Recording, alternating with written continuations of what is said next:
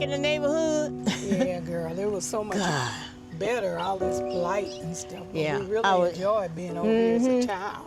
I was telling Mr. Ben, I said if the ancestors could come back and see the devastation of their neighborhood. Right.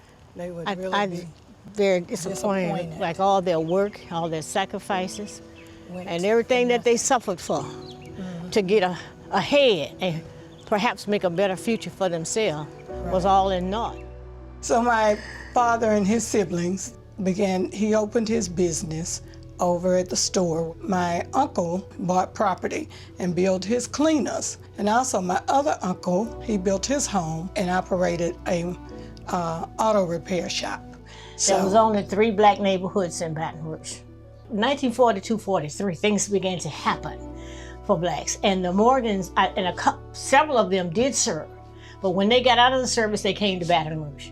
Yeah, where the guy at his funeral said it was the Walmart of the Walmart of the 50s. And then he had all your auto mechanic, all the stuff for the auto mechanic, and then he would do all his farming over here. She is the end of the Morgan line. This is it. That's the part that I'm concerned with, is to be able to hold on to this property, even though we have so many heirs involved.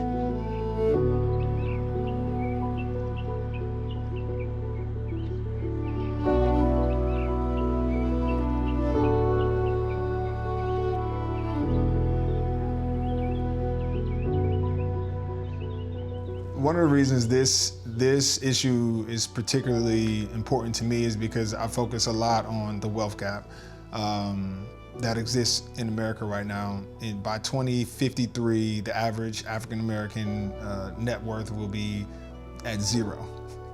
And that's the trajectory that we're on. And people really don't understand that. You know, we made some strides when it came to closing the wealth gap back in like the 60s and 70s, but it's gotten worse and it's only getting bigger.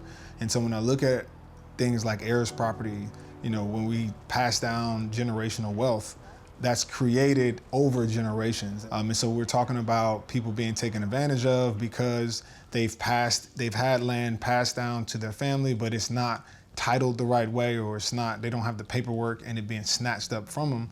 They're snatching generations of wealth from communities. And most times, those communities who don't have those protections are people of color, people who are minorities and don't have those protections.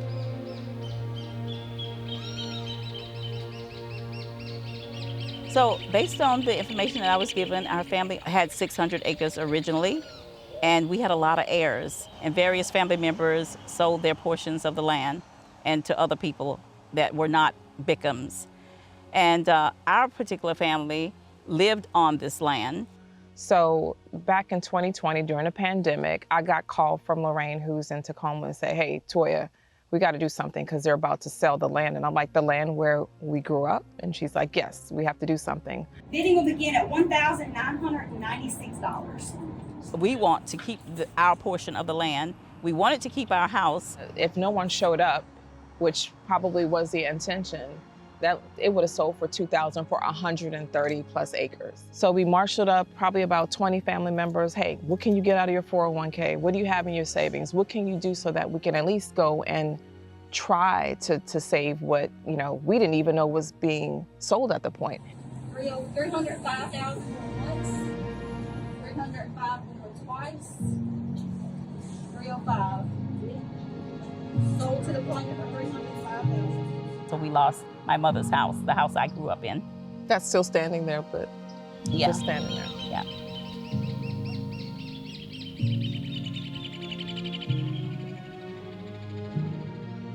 I think it can definitely lead to unfairness. So what will happen is that there'll be a partition sale, and because the other co-owners may not even be around, they may not have access to credit, they might not have the capacity to be in position to outbid. That developer is very likely going to win the auction and get the property at less than fair market value. And that is really potentially very unfair. there's just a certain level of attachment. You think about the pecan trees and the peach trees that are no longer here anymore, the house that was there. Our forefathers thought they were keeping the land together by not dividing it up because they never envisioned that some of us would leave. The Uniform Partition of Heirs Property Act, or the UPHPA, provides a process for heirs to get to clear title, essentially. Right now, the law says that if you can't agree with all of your co-owners, then you have to auction the property. So you could get pennies on the dollar. So there's no fair market value. There's nowhere else in law that I'm aware of that you, because of a disagreement, that you would have to auction your property off and not get fair market value. The UPHPA does that. It allows property owners who maybe have previously been unable to take advantage of property laws, maybe the property has been in their family for hundreds of years. This is a way that they can now prove ownership, get to clear title, deal with disagreements in family, and take advantage of the property.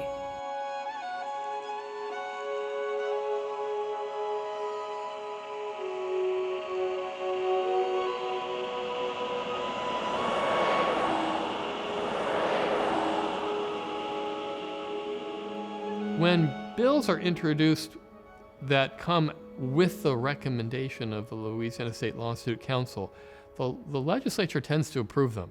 I think it's important to lift up the people who are doing this work, people who understand that this is important and go to bat for the most vulnerable. And I look at Appleseed as one of those groups who are in it for the right reasons, who are helping people fight back against having their assets stolen from them.